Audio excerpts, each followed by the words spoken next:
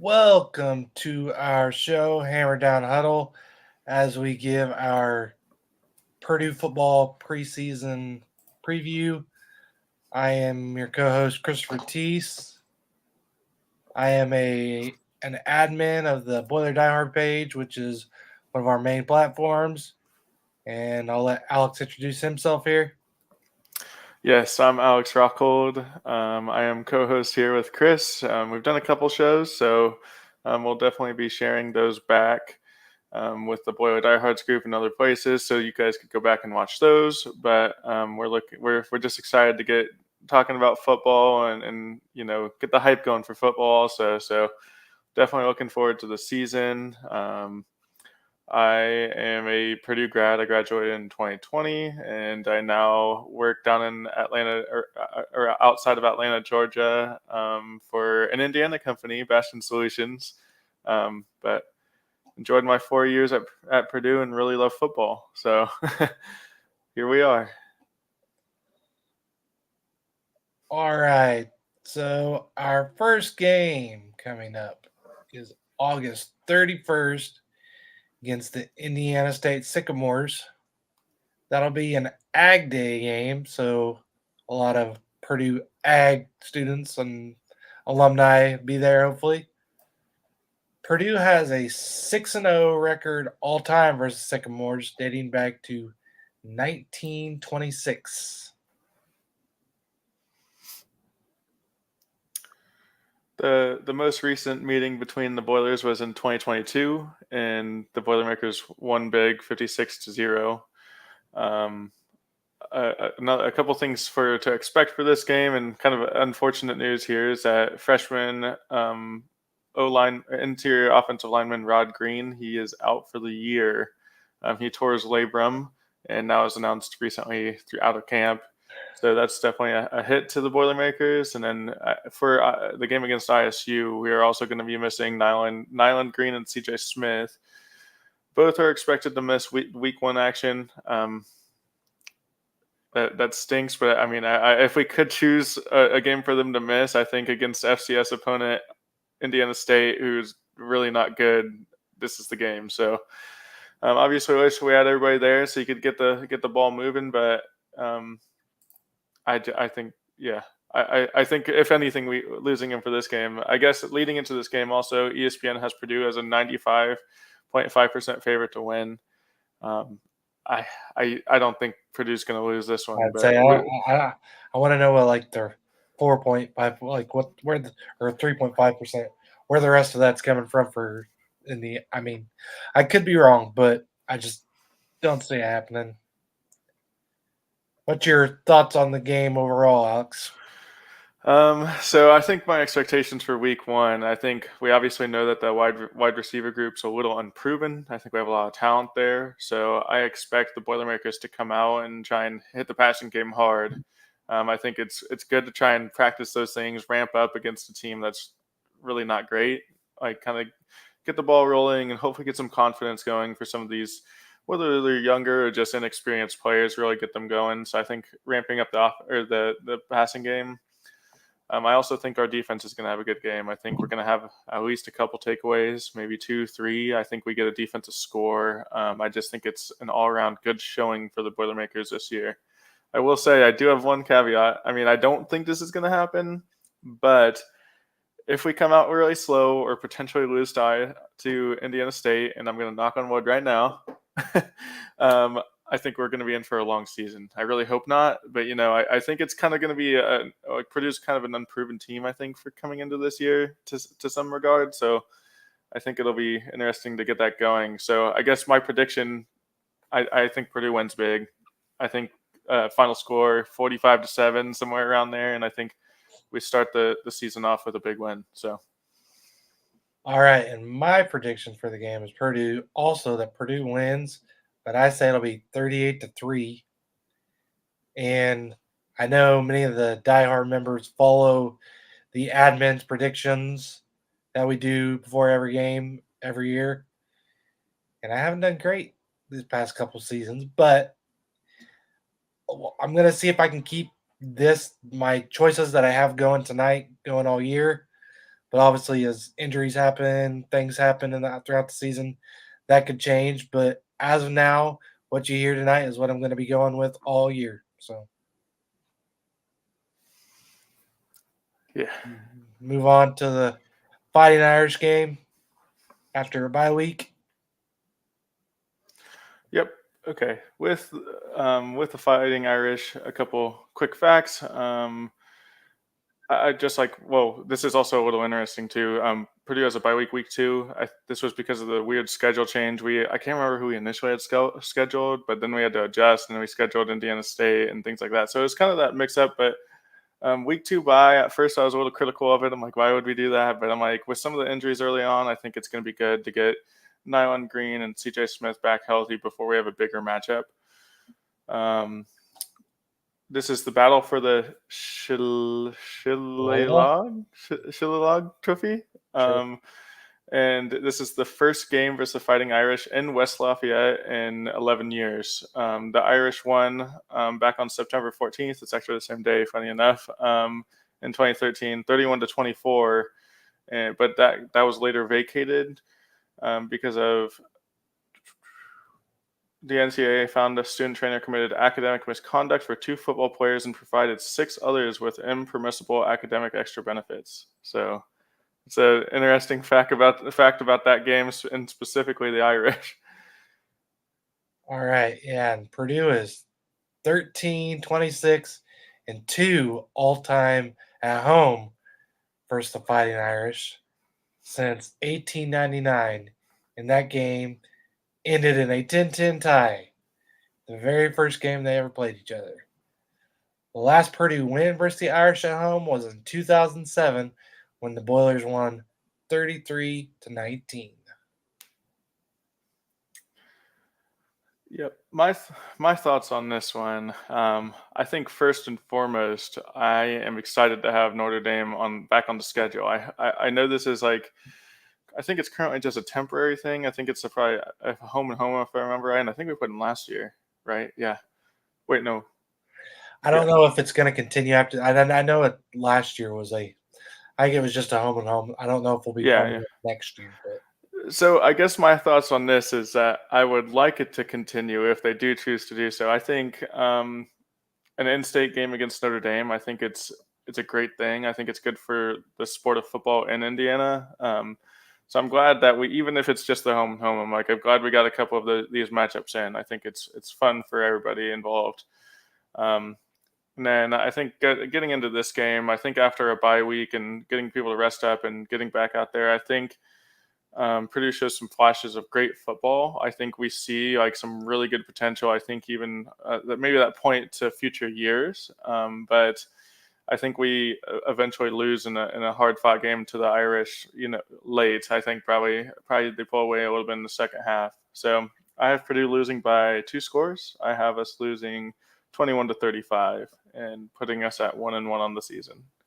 all right. Well, I also have us losing that game. Unfortunately, I want to say that we win it, but our record's not super great against them. But we are the spoiler makers, so let's see what happens. Like I said, I have them losing, being 1-1, and my prediction for this game is 29-17, the Fighting Irish. Moving on to the third game at Oregon State. I've seen stuff where people have favored Purdue in this game. I've seen stuff where people have favored Oregon State in this game, and I'm just really kind of unsure what to think about it. The Boilers are 1-1 all time versus the Beavers, and this will be their first ever game meeting in Corvallis, Oregon. I believe that's their home, where their home stadium is. Corvallis, I think. Yeah. Oh, I don't know. Well, Yeah. I'm not from there. It doesn't matter. It's West Lafayette is where we're from, so or West Lafayette if you're an Indianian. The most recent game on September 4th, 2021, the Boilermakers won 30-21. And actually, it does look like Oregon State is favored here. Oregon State is favored to win at 72% to Purdue's 29%. So, Yeah. Well, I have seen things where people have favored Purdue. So I yeah yeah that's definitely interesting. I think in part of some of the other things that we have on Oregon State is that they're coming off an 8-win season. So like, I mean, this isn't a bad team, but I think it's important to remember that Oregon State lost their coach. He's actually went to Michigan State, so we're yeah, going to see their former coach at Michigan State see him later this year. multiple. Yeah, we're going to see him this year, and then we're probably going to see him in future years if he does well and continues. And um, I I think this. We also had to note that it's going to be a good game to like practice. Going out west for a lot more of those games. I mean, we've had some in the past, and I think kind of our track record in games out west, especially like on like I remember Nevada from a couple years back that we lost in the late when I think we probably should have won, but I think it's one of those things where travel really gets into it sometimes. I'm hoping that's not the case this year, but I, I'm kind of hoping for the last time we played in Oregon versus the Ducks. I mean, I think we lost by like 2, but we'll about that more when we get there later on in this video. So yep. And then my prediction for the game, I think Purdue gets out to a sluggish start. I think this is kind of a common theme with some of those West games. I think it kind of stinks, but I think we can't kind of break that curse yet. Maybe in future years we can, but I do think Oregon State's a beatable team. I think especially with a first year coach, and but I think for the Boilermakers coming off a tough game at Notre Dame and then having to go out to Oregon State. I just think traveling. I think we struggle early on in the game, and we can't really come back. I have Purdue losing a close game, 18-21, and then that I have that makes my predictions 1-2 on the season after 3 games. and my scoring prediction was very similar, 21-17, also a loss. So we are both remaining 1-2 at this point. Moving on to Nebraska on September 28th, which is homecoming. One of last year's uglier games, if I remember correctly, was our game in Lincoln when we lost 31-14. The all-time series versus the Cornhuskers is tied at 6-6 with a 4-3 record against the Big Red at home. Yeah, and you mentioned the ugly game last year. I think if I remember right, I'm gonna have to go back and watch and see, but I'm pretty sure if I remember right, the Boilers had a lot of turnover trouble during this game. I think it was arguably a closer game if we take care of the ball. I think we did okay, but if I remember right, I think we had several fumbles and maybe an interception. If I'm remembering correctly, I'll definitely, especially before when we get into the season and do a closer recap, I'll definitely be more up to speed on that game. And then remembering that it has been 66 years and a day since the first ever meeting between Nebraska and Purdue won that game 28-0 in West Lafayette. So that's been playing for a long time, not as long as many others, but and currently ESPN is giving a slight edge to the Cornhuskers, giving them a 54% chance of winning. Yeah, going into the prediction, I have Purdue losing this game. I think this is definitely a winnable game. Like, let me be very clear. I think we could win this game. I think that Nebraska gets the best of us. I think it is. I think kind of I envision kind of an ugly game again, similar to last year, but I think the score is going to be a little closer. I don't think it's also important to remember that this is year 2 with both of our coaches. But I think of Matt Rule and I think back to his days at Baylor. He is a really good coach at Baylor. I think in year 2 he's just a little bit ahead of Ryan Walters still, and we hope to close. I think what I would call closing that gap. I hope we do that year over year because Nebraska and the Big Ten, and I hope that we could eventually top them. But I don't think this year's the year. I have Purdue losing 21-31, and I have that moving us to 1-3 on the season. All right. As you probably remember and know, but many don't, I am a closeted Cornhusker fan. My father is from Western Nebraska, so when I was growing up in Nebraska, excuse me, Nebraska was good at football. I was a big Cornhusker fan. Excuse me. And with it being homecoming, I have a good feeling Purdue hopefully gives a little edge and they win this game 28-24, making us 2-2. So our first discrepancy there. And yeah, that's even though I remember the very first year when after Nebraska joined the Big Ten and they played at Ross-Ade, I had on a camo Nebraska hat in my Purdue jersey because I didn't want to. Yeah, I just didn't want to be seen with it, but kind of hard to hide a big red in the middle of a camo. So, all Yeah. right, moving on. October 5th at Wisconsin. One of the most dreaded games of the year in my eyes because one, Wisconsin just had our number forever. Purdue is 16-24-3 all time at home versus the Badgers. I don't know why I put it home when we're playing them there. But yeah, it's not looking good for us against Wisconsin anytime recently.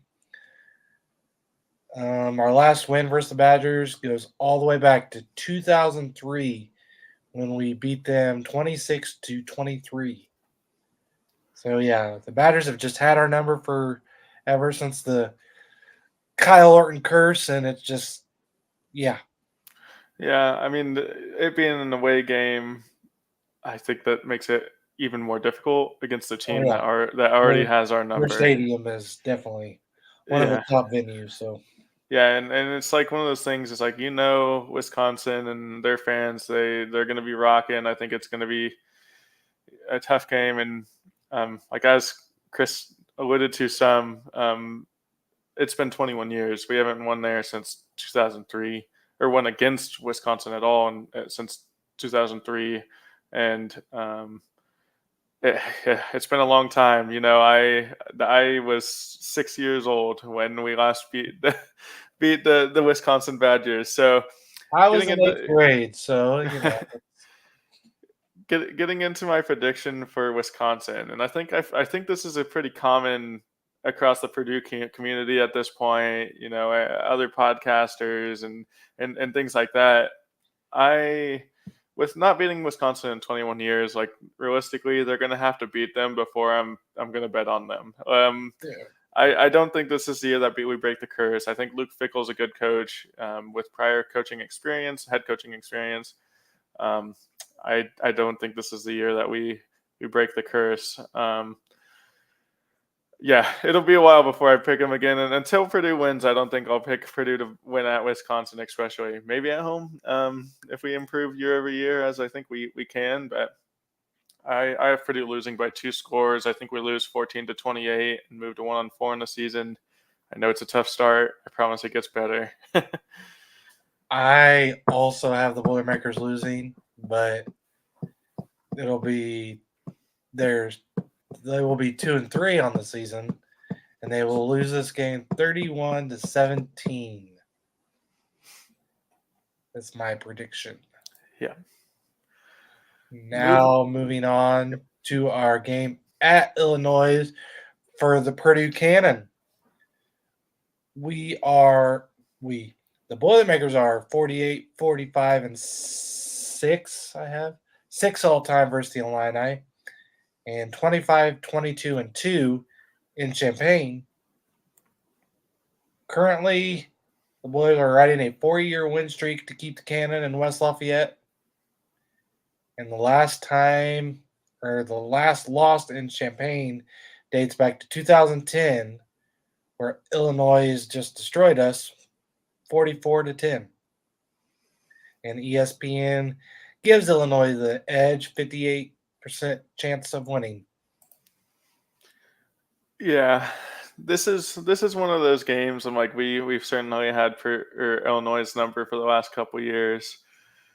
I'm gonna be honest. I don't think that changes. I know I've been tough on the Boilers for the first couple games. I think there's some tough competition there. I think um, I have Purdue riding the ship against Illinois. I think this just adds to the saga of Ryan Walters leaving Illinois and coming to Purdue, and Reggie and him bringing Reggie Love over, and I think that just continues this year. I think the whole saga with that. I think it is kind of close, but I mean, I'm just not a huge fan of. I'm blanking on the Illinois coach's name. It's Brent. Gosh, I'll have to look it up. But I'm not a huge fan of his. I think he's not the best coach ever. So I think the Boilermakers come out on top, and I have us winning 28-21 and moving to 2-4 on the season. I also have the Boilers winning this game 27-17 to go 3-3 on the season. And our old friend Trenton Haynes, who is what I call a closeted Boilermaker because his wife is a Boilermaker grad, I think we will upset him a little bit with our choices here. But yes, they will beat the Illini this season again and keep their streak going. Yeah. Moving on, we're gonna jump into the Sorry next for name game. dropping you, Trent. Yeah. October 18th. This is going to be on a short week. It's a Friday night versus Oregon. So I think the good thing here is that we'll be driving back, making the short drive back from Illinois. Hopefully, getting some rolls on the way after a win. And Oregon will be flying. Wait, I can't remember if they're at Ohio State. I'll have to double check. I think they're at home for Ohio State. So I think they have to make the whole travel across the country and on a short week. So I think that could be a little interesting. Um, this is going to be the first of two Friday night games on the year with an 8 p.m. kickoff for the Boilers. Purdue is 1-2 all time versus Oregon, and the most recent game was played in 2009 when Purdue lost a heartbreaker. Lost a second heartbreaker in a row to Oregon, 38-36. The previous year, the Boilers lost in double OT, 26-32.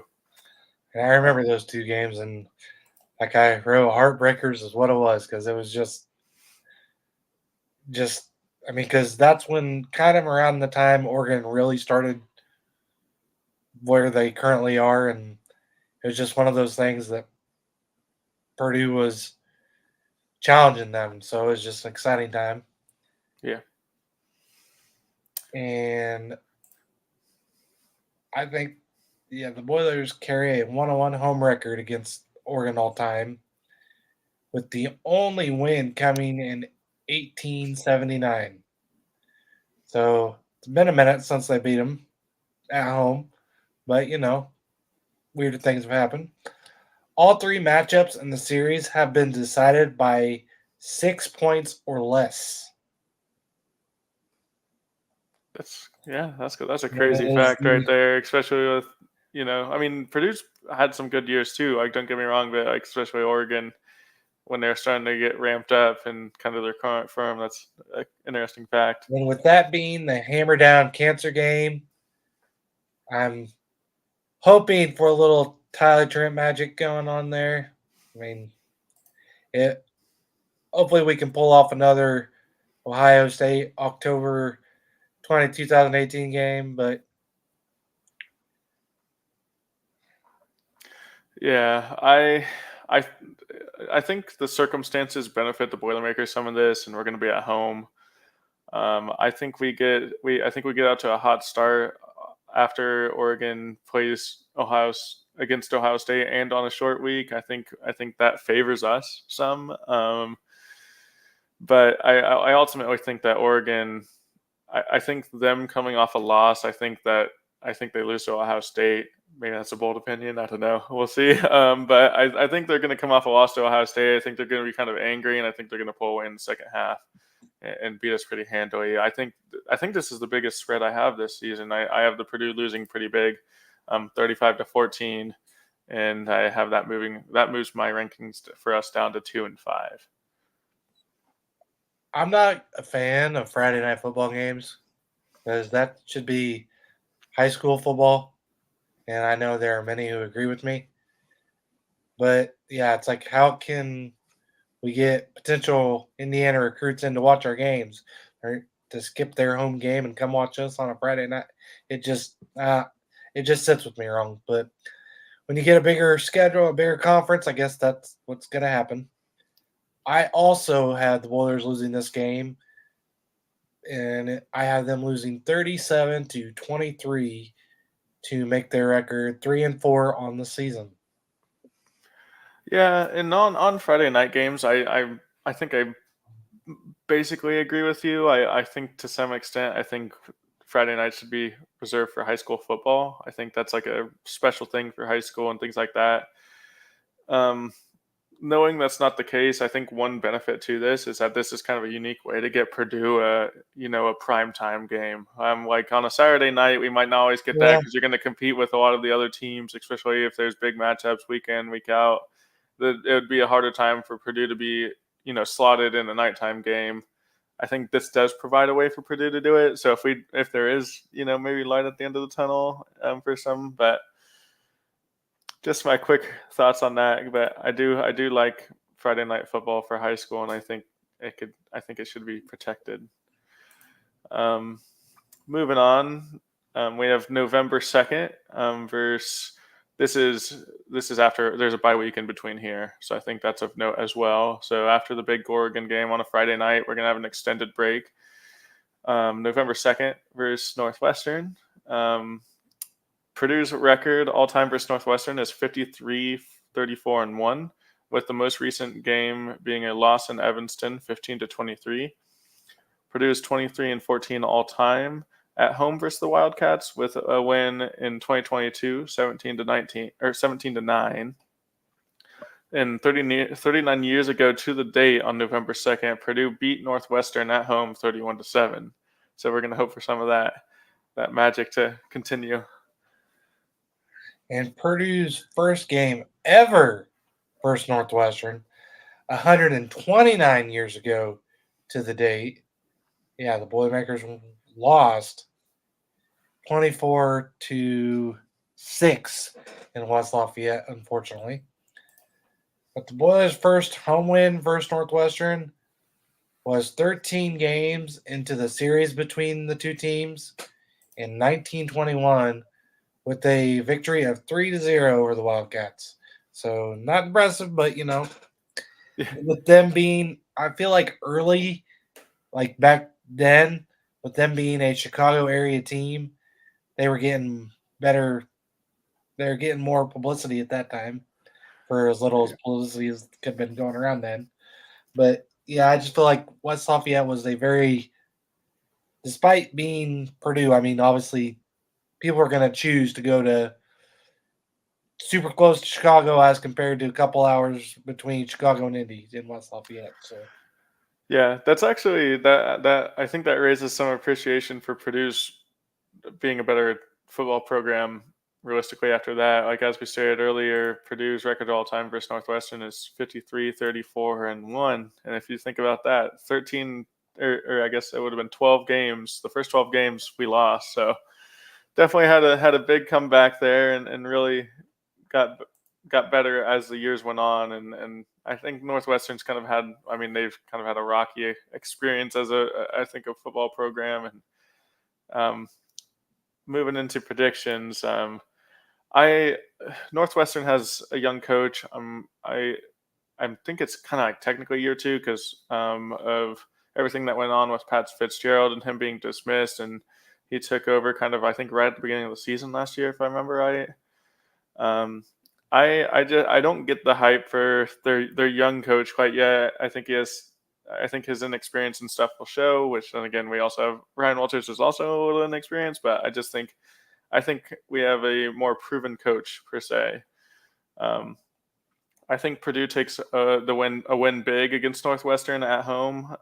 If this were away, I think it could be a little different because Northwestern also has that interesting thing going on right now where they have the makeshift field, and I'm pretty sure it's right off of Lake Michigan. I mean, I'm like, is man, that where we played them last year? Ooh, I Like, can't. It will might go have. there. I think it was on. No, no, it was another game. But yeah, I was there. Just it was another game, I think. But Yeah. So I guess my final score prediction is Purdue wins big. I have us winning 35-14 and moving to 3-5 on the season. And yeah, as I said, I'm like, yeah, it's Northwestern's kind of an interesting football program at the moment. Playing in a real weird makeshift field, and I think I'm kind of glad to avoid that in early November, where it'd probably be really cold and kind of a miserable environment. So I'm glad to be home for that game. I also have the Boilermakers winning in that game. So staying 500 after this game at 4-4, I have the Boilermakers winning 31-17.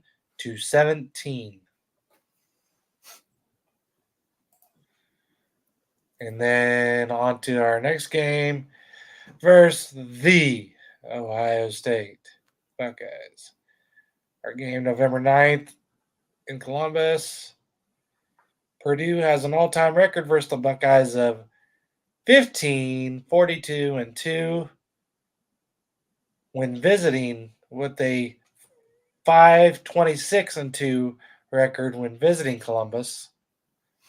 The most recent win against the Buckeyes is probably identified as one of the greatest wins in program history for Purdue. The Tyler Trent game on October 20th, 2018, which I remember watching at my wedding reception.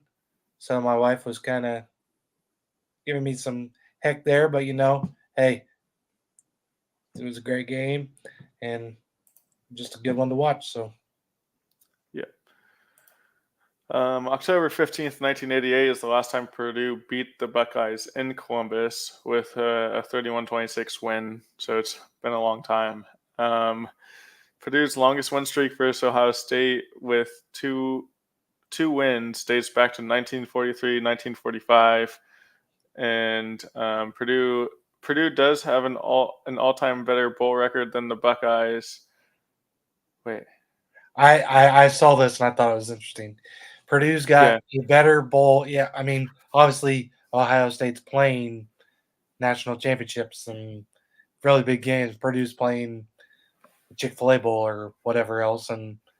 But yes, the Buckeyes have a 47% winning percentage in bowl games all time, and Purdue has a 52% winning percentage all time in bowl games.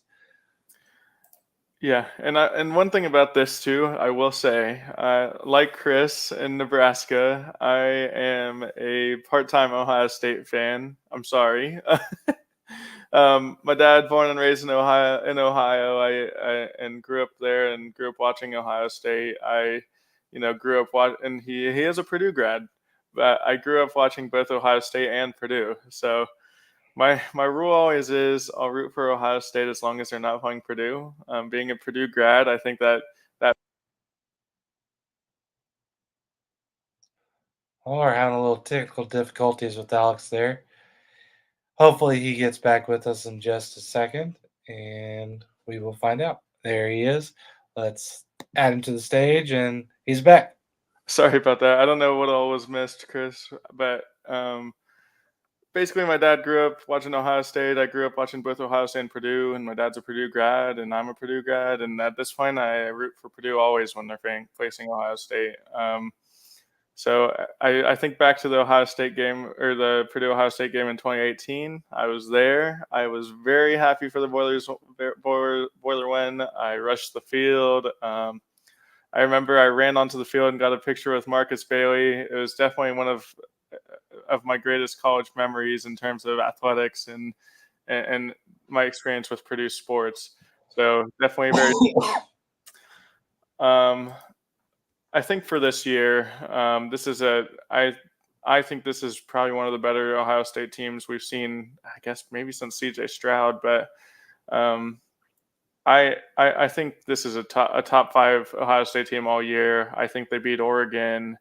I realistically think this is going to be the biggest blowout of the year. I think I said that. So that last time. I think I said that Oregon was it, but scrolling down, I definitely have Ohio State beating us pretty big. I have us losing 45-18, and us moving to 3-6 on the season. I think Ohio State is going to be competing for a national title. I think they are top 3 team at this point in the year. Like I think they're going to have a really good year. I think they're going to take care of business against Purdue, unfortunately. And what'd you say your score was? Oh, I have us losing 18-45. So pretty big spread there. But I think that Ohio State is really good this year.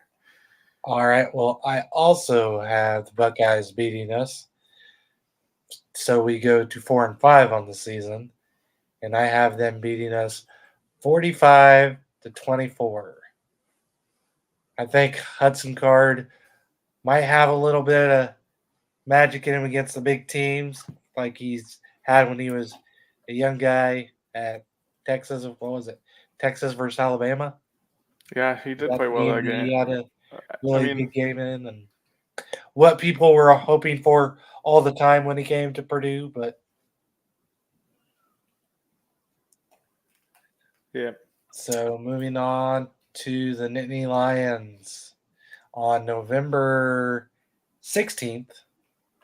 In 20 matchups versus Penn State all time, Purdue has only won 3 games with a 2-8 all-time home record versus Lions. The most recent home win was also in 2003, and Purdue is 0-10 in their last 10 matchups against Penn State. Yeah. Purdue lost their most recent matchup in 2022 when the Boilers shut out the Lions in the first and third quarters, but gave up 21 in the second quarter and 14 in the fourth for a 35-31 loss. I remember that was definitely a heartbreaker. We competed well with them, and I think special teams was an issue if I remember right. I mean, it was just we wish we would have won that one, but it was a close one, and they definitely had some NFL talent on that team. So, a bright spot versus Penn State is Purdue. Purdue great Taylor Stubblefield was their wide receivers coach from 2020 to 2022. So we had that connection with them for a while. He was one of my favorite Purdue players all time because he was just that's when I really was kind of starting to truly get into Purdue football, and he was their stud receiver. I remember one of my first Purdue jerseys was a Stubblefield jersey, and he was one guy I was hoping would come back as we were looking for a new coach. So, yeah. In terms of what I think happened, well, I guess I will also start this one with this. I think out of the big games for Purdue this year, we have 4. Out the AP poll came out, and in our current state, we're playing 4 top 10 teams. So I think of the other games against the top 10 teams, I think our best chance to win is against Penn State. I don't quite buy into all the hype for them. I think James Franklin has his struggles some years and kind of has, I guess they really do struggle winning the big game too. They can't really get over that hump. And then I think as not a huge on Drew Aller. I think he hasn't really shown me a bunch that makes me like. I think they kind of claim like all the talent, but I'm like I haven't really seen a bunch yet, and I've seen lots of struggles for him. So I think this game is winnable. That being said, I think Purdue plays them close, and I think we fall short in the end. I think it's probably going to be a sort of heartbreaker again to some extent. I have Purdue losing a close game, 25-28, and then that moves my rankings for Purdue to 3-7 on the season. I also have the Boilermakers losing this game at a score of 34-27. So I think we can stay with them because, like you, I think they have a little bit out of the top teams we play. I like this game, but I think we just fall just a little short. And after the 34-27 loss that I have, Purdue goes to 4-8 on the season. 4-6. 4-6. Sorry, Yeah, I'm yeah. I'm really far forward. That's all the season. 4-8, 4-6. That's not my final record. Moving on to November 22nd at Michigan State, which is our second Friday night game of the year. I think Purdue hopefully has another game like they had a couple years ago against them at home. The all-time record versus Michigan State is 29, 36, and 3 with a 18, 14, and 3 home record. I don't know why I keep putting home scores for away games or records for away games. Oh well, but in 2021, the last time Michigan State visited Ross State, Purdue had another one of its great wins against a top 3 Michigan State team in a field storming ending. They was it a 40-29 victory? Yeah, Yeah, yeah. yeah. Because actually, I was at that game. I did not storm the field because me and my friends who were there, we were sitting kind of in the upper third of the stadium. I know that's still not very far from the field, but we didn't get a chance to storm the field. But I got some great videos that game, and that was the biggest Purdue football game Purdue football win I have ever been to. Yeah.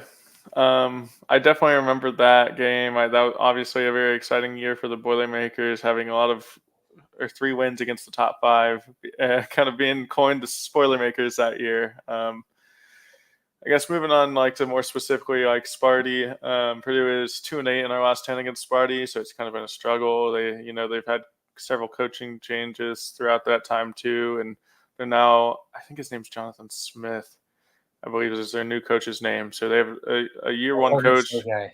Yeah, he came from Morgan State. So yeah, this is that familiarity with that. So it's a guy who was proven. So I'm like, I think they got a coach that is, has skill and obviously has proved that he could win. I do think he struggles in his first year with Michigan State though. So, I guess a couple other facts also. In 1918, the Boilermakers beat the Michigan State 14-6 in East Lansing, and then our most recent win in East Lansing was on November 4th, 2006, when Purdue won with an odd score of 17-15. And then You gotta getting put back, that 1918 fact in there because I think that might have been our first game against them in East Lansing. I don't know, but yeah, I think so. Yeah, I guess getting back into it, I think with their first year coach, even though he is experienced, I think we have Sparty's number this year. I think I've been hard on the Boilermakers this year. We've had a tough year, but I think Purdue beats MSU. I think it's going to be a close one in East Lansing, but I think the Boilermakers walk out of there with a win, 24-21, to move to 4-7 on the season. And I believe that's our second Big Ten win I have us for. So. all right. I also have the Boilermakers winning that night to make us 5-6 on the season. So a 37-24 victory over Sparty. I also just feel like we have their number with the new coach, and I just like the fact that it's a primetime game for Hudson Card. I was about to say Cuts and Hard. Hudson Card. And I feel like he has a big game against them. So, yeah, like I said, a 37-24 victory for Boilers to be 5-6 on the season. And then moving on to November 30th versus IU. The bucket game has been owned by the Boilermakers pretty much throughout history with an all-time record of 77, 42, and 6, and a 36-19-2 record on the road. Purdue has won 5 of the last 6 and a 30-16 win when last visiting Bloomington. When I went to that game, which was a fun one to win, because I guess if I remember right, I think that was an emotional game for Aiden O'Connell because of a recent family member passing or something along those lines. But it was a very emotional game for him. So, and it helped us get a bowl game or something like. I don't Yeah, remember that that specifics. that was the game that got us into the Big Ten championship game Well, against okay, yeah, that's what it Michigan. was. Yes, That's what yeah, it was. that game was a big deal. Fun fact: I've been down in Georgia since 2020. Moved right after graduation, basically, like 2 months later. But I was back for that game as well. I was sitting with family from IU, who got my uncle who graduated from IU, so it was definitely good to get that win. I remember it was a hard fought game, and I think IU was playing pretty well before their quarterback got hurt. I think, but definitely always glad to beat little brother, and I was glad to be back for that one. From 1891 to 1893, Purdue outscored the Hoosiers 192-0 to start the um, rivalry, and then I think we've played in every game. Is I think, let's see. Yeah, I think we've played in every year since then, except for 1903. Well, no, okay. I Is that think what I wrote down was 1903. After the game was called off due to nearly the entire Boilermaker team dying in a train wreck, and Oh, okay. they Yeah. continued the rivalry again in 1908, and I think they've been playing since 1908. But 1925 was the first old Oaken Bucket game, and the trophy dates back 86 years. And the actual bucket is over 100 years old.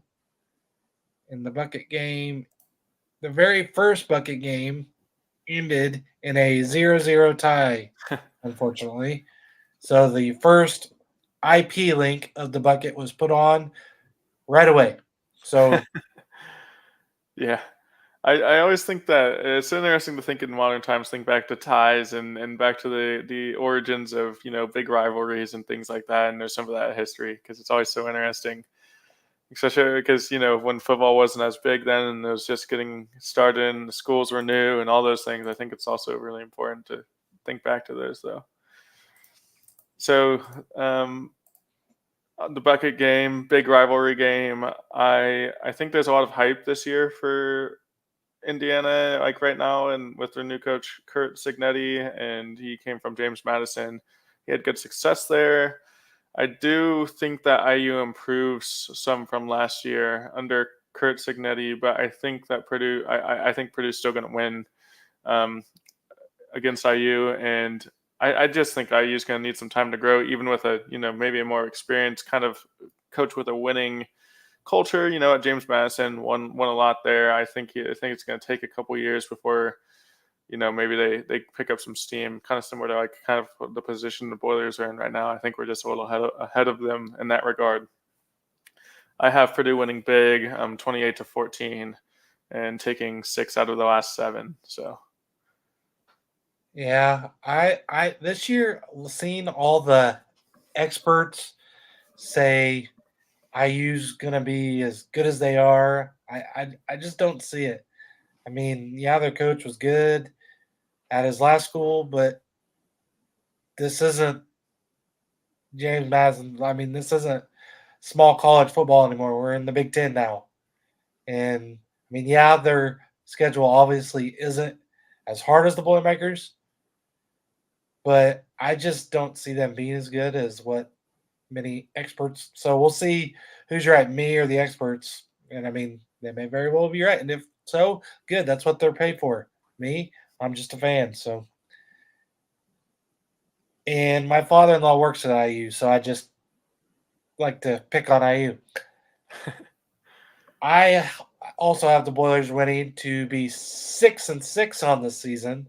I have them winning 31-21. yeah, I guess I didn't mention this. Also, my Purdue win puts us at 5-7. I think we fall just short of a bowl game, unfortunately. And I think that's the game that gets us the bowl. Is I don't know. There's so many bowls now, haven't they? The last couple years been picking some 5-7 teams to play in bowl games. I think they occasionally do. I think it's kind of weird. Like I can't remember what all. I don't know what are the criteria for that and things like that, but I'm not sure. But yeah, I mean, I guess kind of like just a quick note, like over the season, and this is also a note, like also at IU, like our non-conference is difficult. I mean, Indiana State's hopefully a chip shot, but I think every other game this year for the Boilermakers is. I don't think there's any other like easy game. I think everybody else is skilled, whether it's a Big Ten team or Oregon State or Notre Dame. I think we didn't shy away from good competition. I think that's going to benefit us in years to come with experience and things like that. I do think this year is going to be kind of a learning curve. I do have us winning more games than a lot of the experts. I think I've seen threes and lots of fours, and I think Vegas has us at 4.5. I think we're going to get 5. So I think it's going to be kind of a difficult and learning experience year, but I think it's going to be, kind of a bright spot for years to come with some of that experience and that growth in year 2 under Ryan Walters. I really do think he's a good coach. I think he has morale up high at Purdue, and I think he's going to push us to be a better team. So He definitely recruits well. See if he can keep the players and keep them happy and keep bringing them in. And obviously, bringing in the good recruits, that means you got to eventually start winning because if not, then you're not a good coach. And, well, I agree. I think he's a good coach. So, what is your realistic expectations on a 5-7 record? To is that? I mean, because last year, what we were 4-8, yeah. were we 4-8 last year? I think we my prediction on here. I think we win 6 games, and I think that's the standard to set it at. Like, even if we win 5, yeah, obviously it'll be an improvement, but I just think with like the teams that I've picked us to beat this year, I think we can definitely be 6-6.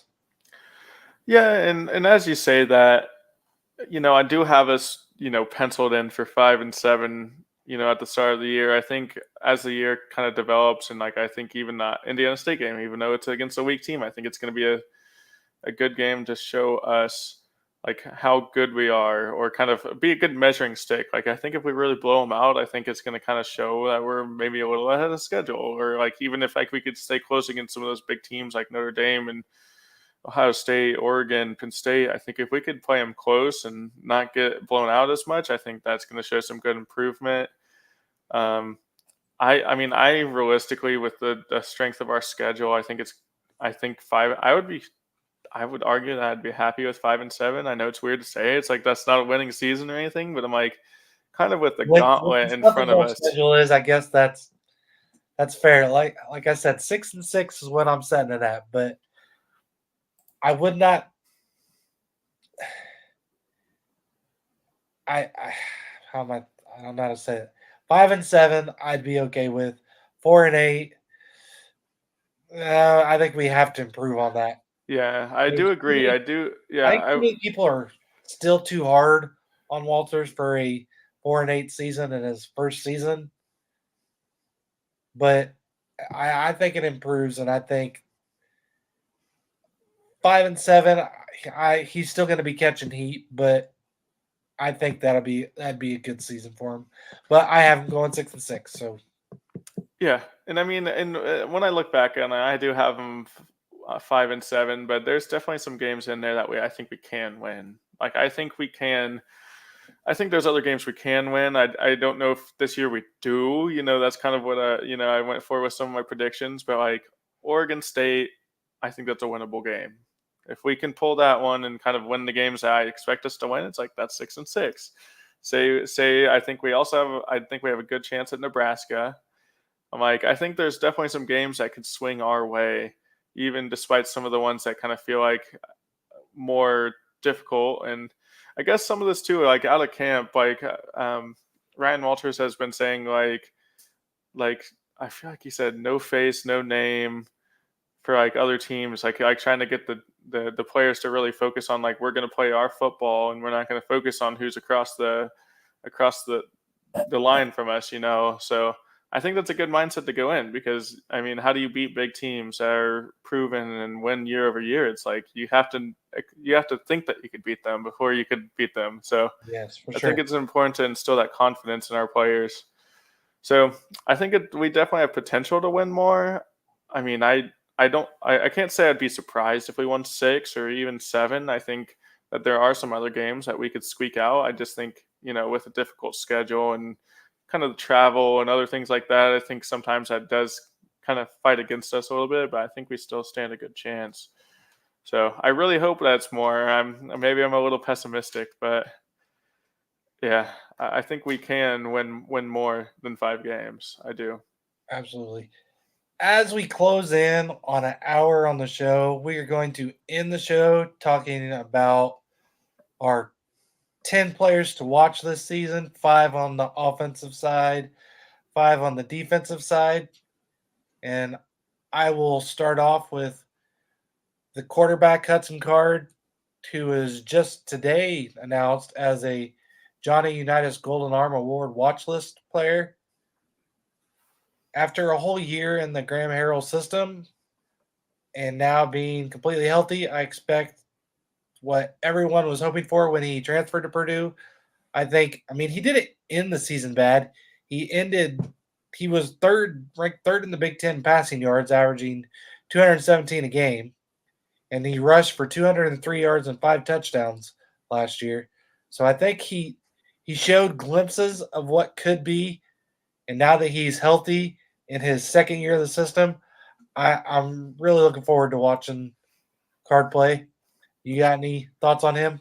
I do. I think Hudson Card is a good quarterback. I think he had struggles last year at times. I think particularly some of that was he had some fumble tendencies and things like that. So I think it's important to key in on those things and really focus. I think the other thing for this year, I think he is going to be better this year than last year. I will put that right out there. I think even like experts like really highly rank Hudson Card. I even saw a poll this year on Big Ten quarterbacks, and some people had him ranked as high as fifth in the league. And I'm like, I really think he is a really good quarterback, has that good potential. I'm hoping that the wide receivers around him can support him well, and I definitely think our offensive line is better too. So I hope that contributes to a healthy season, and hopefully, protecting the ball better. I think our offense is going to be a bright spot for us this year. And I Led by agree. Card. I also think with an improved, deeper offensive line, I feel like we will keep him safer at times. I may be wrong with because I mean we got like I said, we got depth now in the offensive line. We got big guys, but some of them are not necessarily Big Ten guys, maybe. So it could Yeah, be yeah. a shocker to them. But yeah, I also agree with the improvement on the line. I think we see Hudson have a big year. One more thing. I have just one thing on him. I kind of hope that the coaching staff I know he's a good running quarterback, but I think just for the betterment of the team, I think we need to try and have him avoid running if he can and kind of like just stay Keep him protected safe. more, stay healthy, not take those big hits. Whether that's better at sliding, I think there's definitely gonna be times where he should be scrambling, and maybe on a third down scenario, it's like you need to get the first down. I think it's a little more fine then, but I think I kind of hope that the coaching staff kind of encourages him to try and not run as much just to protect his health some, to avoid some of those hits and that add up over time. All right. Yep. And moving on, my second key player on the offense would be running back Devin Mockbee, who is a Doak Walker Award watch list player.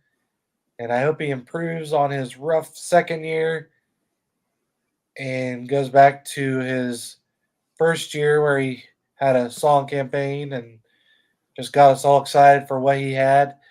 Last year, I felt like he was kind of just, I don't know how to say, he he was kind of in his own mind. Like he knew people were looking to him to do well, and I felt like that's why he fumbled a lot last year and didn't have as good of a year.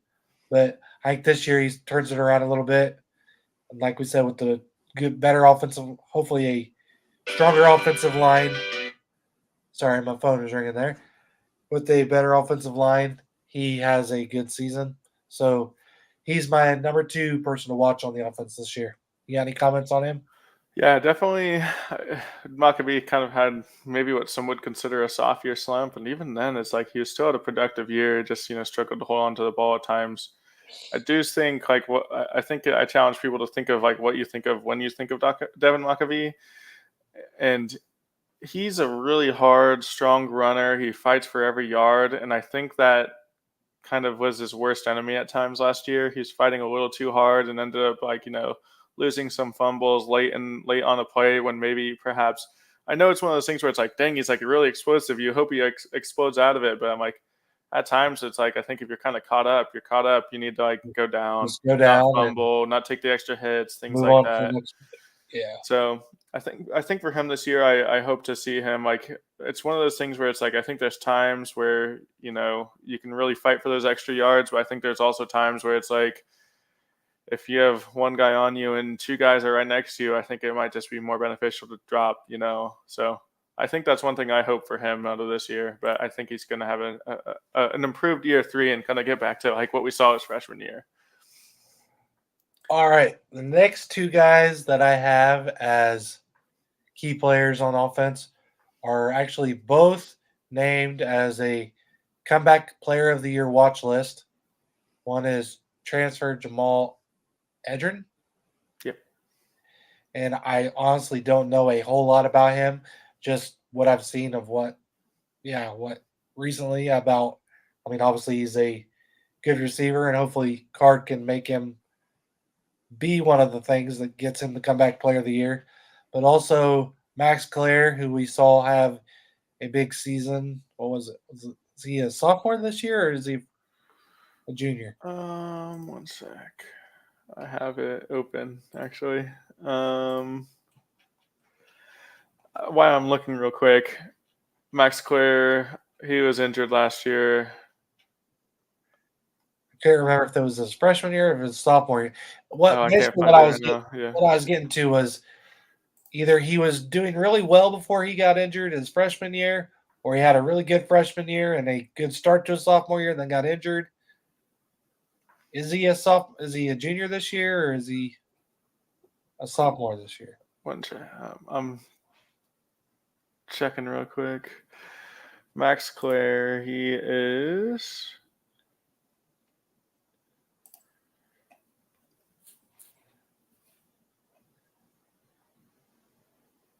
He's a sophomore. He is a So, sophomore. So yeah, like I was so saying, he had a good start to his freshman year, and before he got injured, and people were excited with what they were seeing from him, especially with our recent success at the tight end position.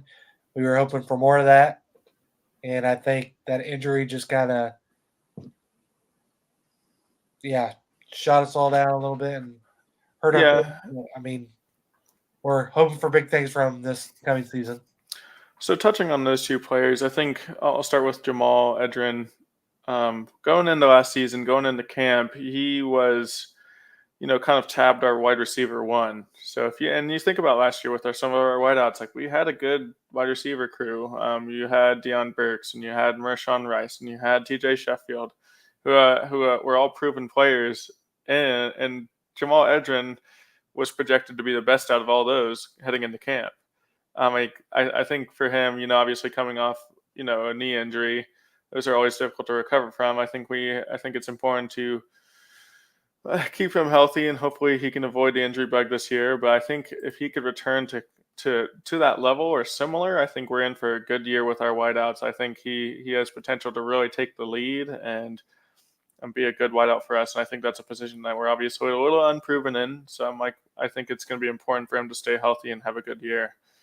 And Max Clare also, I think he played 5 games last year, and then he had a season-ending injury. I'm excited for him.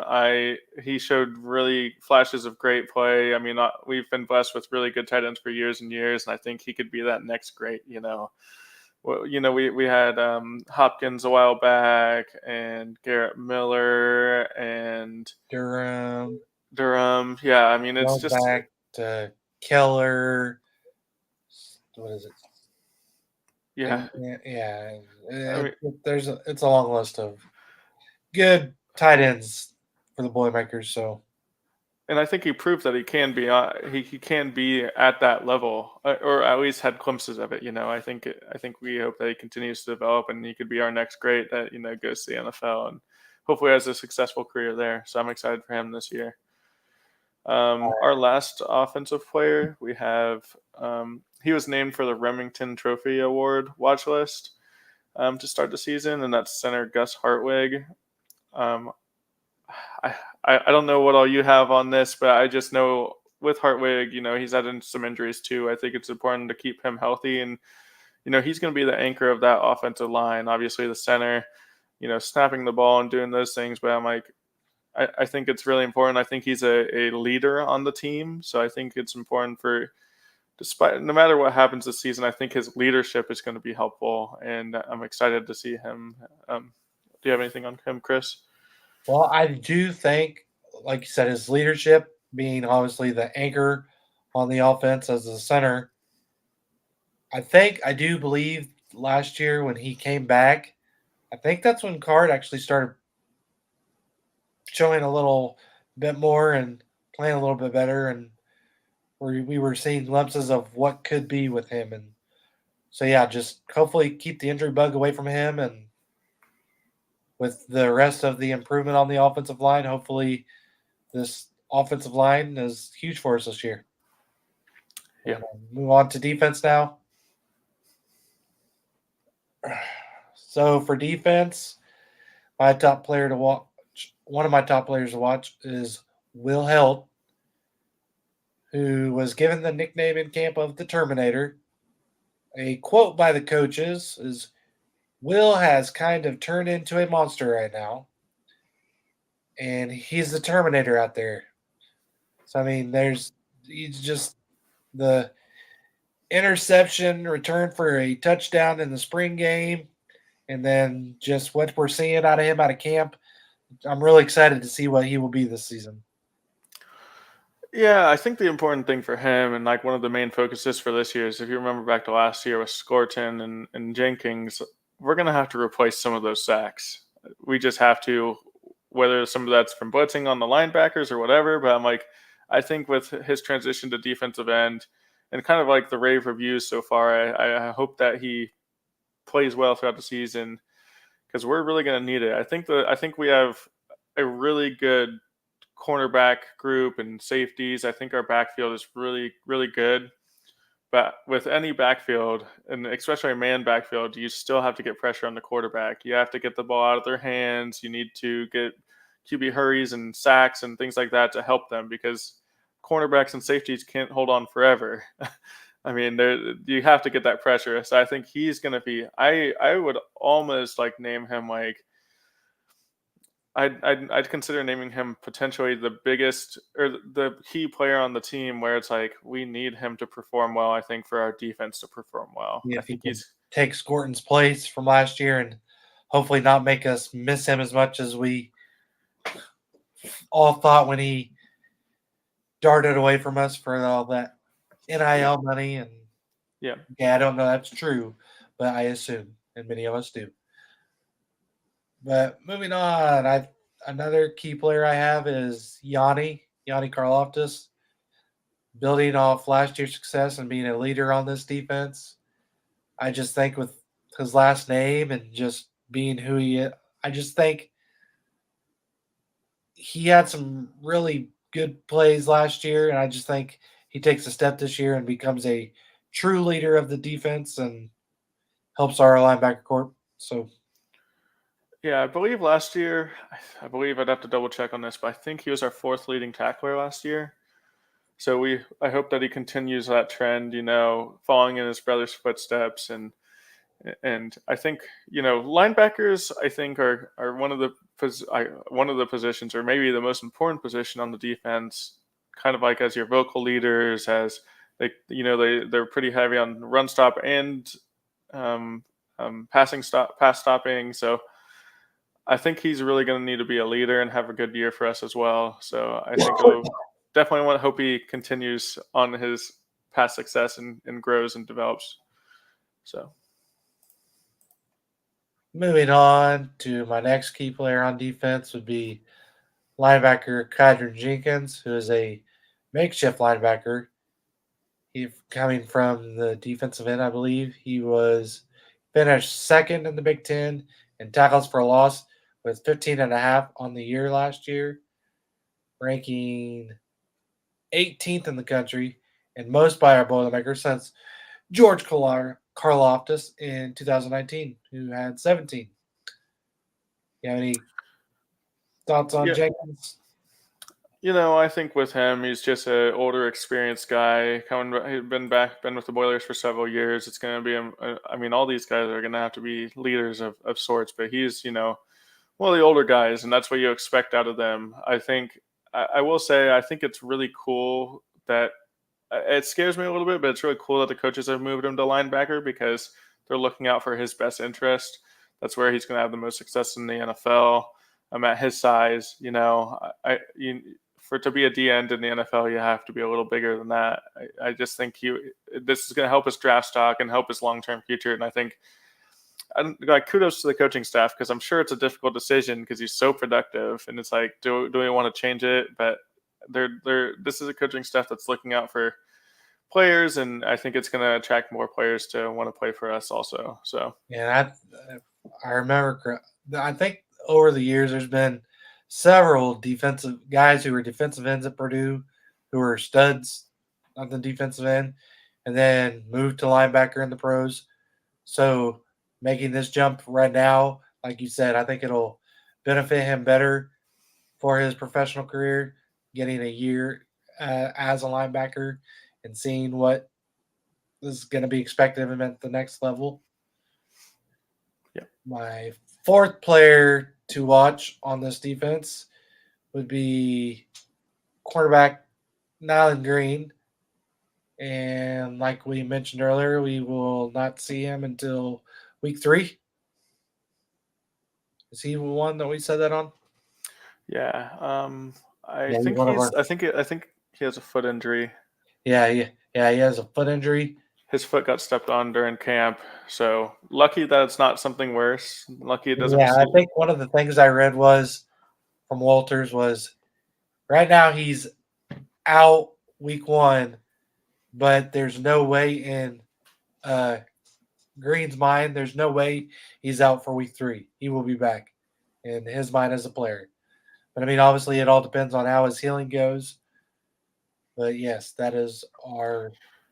You have anything else to add on him? One thing on Nyland Green. I mean, obviously, we hope that he recovers well from his injury, foot injury. Um, I think injuries to the feet generally heal okay. So I'm like, I hope that trend continues and that he heals up well. I'm not sure what all we're going to see from Purdue this year on the defensive end in terms of scheme necessarily, and like I think it'll be interesting to see like how that develops throughout the season. I don't know if I don't know if Walters will have now and Green like shadow their best the other team's best receiver, if they're going to keep him on one side similar to like some Purdue cornerbacks that tend to stay on one side. I'd be interested to see that. That's not necessarily him specifically, but I guess for how they use, a cornerback one type position. I'll be interested of his caliber. I think he has potential to be a shutdown corner. And it's like I'm interested more to know how Ryan Walters and crew and Kevin Kane are going to use him. So Yeah, because the one thing with the one part that many criticized Walters for was never really playing a zone and just being a man-to-man secondary.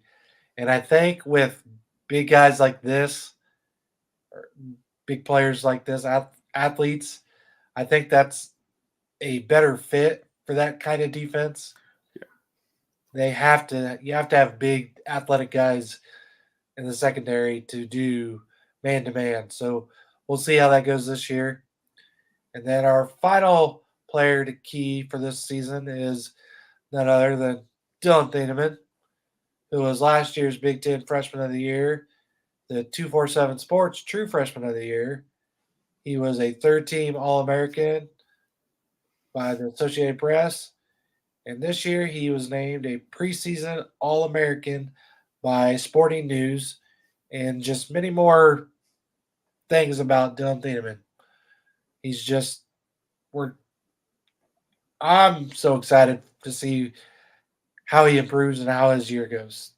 Any thoughts on him? Yeah, I mean, just like real quick, we're about an hour 15 now, so I don't want to keep us too much longer. But Dylan's a stud. Um, he's definitely gained some muscle mass over the offseason, and I think he's just a stronger, and he's just a real fast guy, and he's very intellectual. I know he led the team on with tackles last year, which isn't necessarily a good thing because it meant we were giving up a lot of big plays because he plays so deep. But I think my big thing for Dylan is that not I almost hope that like we don't rely on him as much, but he is a stud, and I think he is a ball hawk. He's going to go for the ball. He's going to do everything he can. But I hope that the defense around him really supports him better this year, and that that he still dominates in his role. Obviously, I think the other thing is that I hope he doesn't have what some would consider a sophomore slump, and that he kind of continues to improve year over year and he doesn't regress, because I know like sometimes when you have a really good freshman year, that pressure could be a lot. So I think he's a guy that how the coaches speak about him and things like that, I think he's a guy who can handle the pressure. But I just hope that he can keep improving and be really good for our Boilermakers, and I think really, if you want to talk about a guy that I think is going to go to the NFL after his junior year, I think that's Dylan's the type of guy who's going to go after his junior year. Yeah. All right. Well, like I said, as we are at an hour and 17 minutes now, we'll just do a final recap. Your predictions are 5-7 on the season. My predictions are 6-6, and we just get a bowl game with that win over IU in the last game. And I mean, you said you think we could win up to 7 possibly, but a 5-win season, you're not disappointed in. Yeah. And I guess the other thing I was trying to just check again, I have us winning 3 games in the Big Ten, so I think that puts us far from the bottom of the Big Ten, like a lot of the media or experts are predicting at this point.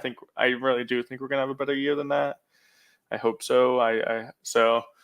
Well, and it's like the one I saw one article was saying where a guy said Purdue was the worst team in the Big Ten. I'm like, there's no way that, like, they have the toughest schedule. Like, you give every Big Ten team like their schedule, then yeah, they if IU, Northwestern, and Minnesota all had the same difficulty of a schedule, I think Purdue does better than those 3 right there. Oh, absolutely. I do agree. I think that some of that does come behind the fact that some of the other, kind of teams that are deemed at the bottom at this point don't have as hard of a Big Ten schedule. So because I certainly agree. Even at eye level, however you want to compare a team, I'm like, if you look at that team, you can't tell me that this Purdue team is the 18th best team in the league. I just can't see it. There's no way. So I really hope that Purdue proves some people wrong. I know that's something that Coach Walters has been really hyping the players up on some, because definitely motivation doesn't hurt. So. All right. Well, as we are just under an hour and 20 minutes, we are going to close out here. Thank you for who have been watching. If you have, give a like to the post on Facebook. If you watch us on YouTube, give us a like. Give us some comments on things we can improve on, because we're just trying to make this a better show, because this is what, our 4th or 5th show, and we are both very green with this and don't know much about it. But I feel like once the season starts, we will dig more into specific teams and specific games. We will have a show a week after a game and talk about a little bit about the last game, a little bit about the next game, and yeah. So thank you all for watching, and boiler up. Hammer down.